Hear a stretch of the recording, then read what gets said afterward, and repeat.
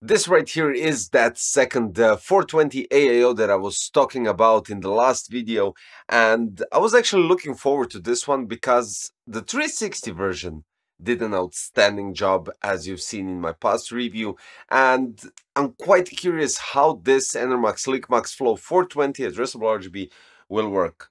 Lightning doesn't have to do anything with it, or addressable RGB or anything similar to that. But regardless of that, now you know that it has, as well as the 360 has. Now, when we're talking about the package, of course, the fans, well, if we go back to 360, you can notice that the fans aren't pre-installed on the radiator. So the minimum that you have to do is basically place the fans on the radiator and connect these proprietary cables. Now, these are specifically designed to transfer PWM and addressable RGB, and then you end up with this. Well, it's not an actual 8-pin, it's 7 out of 8-pin, and it goes out to 3-pin addressable RGB and 4-pin PWM, which is quite alright, and I don't have anything against it. The only problem is if you decide to go with complete fan configuration inside your case, you can't find these fans, and that's a bummer a bit. But it comes with tube clips, and since I tested the Arctic Liquid Freezer 3 420 inside NV9, I tested this one in the same configuration. Nothing changed except for the AIO. And the cool thing, the difference between the Liquid Freezer 3 and this one is that you can rotate the tubes to any orientation that you desire, and the pump cover can actually be rotated as well. It's quite straightforward. So with Liquid Freezer 3, you have, let's say, some sort of an issue in that specific case, because one tube is a bit, it's not a problem, it can fit and it can stay like that. But the problem is that the tubes don't look symmetrical. In this scenario, with this AAO, it can look, without a doubt, perfectly fine. So what's it all about? The installation process, you've seen it in the LIQMAXFLO 360, so I don't think there's any need to go through that. But what I do enjoy seeing a huge thick radiator and to see how it performs and to compare everything. So we have Glacier 1 420 D30, we have Arctic Liquid Freezer 3 420, and we have LIQMAXFLO 420. Why didn't I put that all in one video? Well, first of all, I didn't actually do a specific video for the Glacier 1. Secondly, the Arctic Liquid Freezer 3 was quite interesting for me to do a separated, as well as for the LIQMAXFLO, because they will have different, let's say, PC Crazy badges. Because Liquid Freezer 3 got the performance and Best Buy badge for 420, which kind of makes sense because it performs outstandingly good and it has a really low price, which you already noticed. But this one is something different. So before we go into any other details, I think we need to go and check out the benchmarks. Since Arctic Liquid Freezer 3 beat the Glacier 1 420 D30, we have something quite interesting here with the Enermax LIQMAXFLO 420. And as if you remember the thermal paste war that I did, I wanted to use the 360 LIQMAXFLO, which unfortunately I lost the locking mechanism, but I found it a bit too late. So in those terms, why I wanted to use that one, because the 360 is fairly strong and it really does keep the CPU cool, or in AMD situation, it keeps the temperatures at the normal stage for the AMD to have a higher clock speed and outstanding performance. So 420, we can only expect much higher scores, or at least something bigger or higher than the 360. So let's check it out. What we got here is that LIQMAXFLO 420 in AIDA 64 Extreme Edition gets 86 degrees compared to Liquid Freezer 3, which is 83. Then we go with clock speed, which is 25 megahertz lower for the LIQMAXFLO, and the GPU stays the same. So GPU isn't affected in any scenario in NV9. So there's that.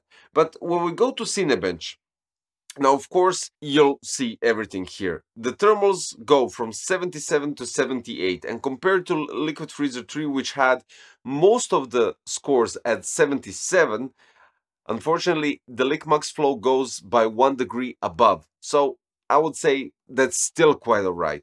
Then we go with clock speeds from 4950, which is most of 9 benchmarks actually, and one is 4975 compared to Liquid Freezer 3, which has again mostly 4950 and one 4925, the other 4975.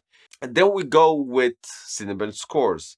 Liquid Freezer 3 has 9 out of 10, scoring above 27,000, while the LiQMAXFLO has 8 out of 10. And these are somewhere around, I would say, 27,080 or even touching 100, while the Liquid Freezer 3 goes, well, a bit above, just because it has more above 27,000. And this is such a small difference that it only comes down to the visual aspect and it comes down to the price tag. So for the LiQMAXFLO, I can't give it a Best Buy badge just because the Liquid Freezer 3 is cheaper. And let's be honest, it is. But when we're talking about LiQMAXFLO with performance, it definitely deserves a PC Crazy Performance badge. And apart from that, since I gave Liquid Freezer 3 2 badges, I decided to go with another one for this one. This one deserves a PC Crazy Approved badge because it's still not that expensive. You'll still get it quite nicely for a fair price when we're talking about price per performance ratio as well as the LF3. But I can't give it a Best Buy badge just because of that, because of the Liquid Freezer 3 being cheaper. But approved because it gives the performance, it has a normal price, and still quite alright. I mean, I'm quite surprised with these two, and definitely, without a doubt, it's all up to personal preferences between these two, and of course, it depends on the thermal paste. So those 1 to 2 degrees Celsius, it could be manageable with thermal paste. You just have to find the one that works the best. Just a bit of a spec just to tell you some information. Intel LGA 1700, so basically up to that socket, and AMD AM5 and AM4. Tube length is 400 millimeters, copper cold plate, an aluminum radiator. We have a speed of the pump 1200 to 3000 RPMs, 50,000 hours meantime before failure. And then we have a VRM fan running from 500 to 3000 RPMs, and the fan speeds goes from 500 to 1700 RPMs. The interesting part is that the thickness of the fan is 26.8, while the radiator is 38. So altogether, summing it up, it's 0.2 millimeters thinner than the Liquid Freezer 3.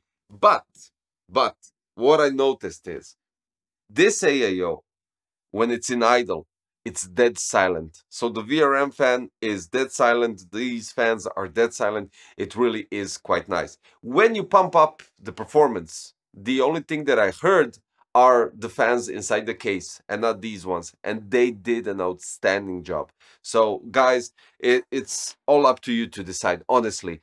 Liquid Freezer 3 or Enermax LIQMAXFLO.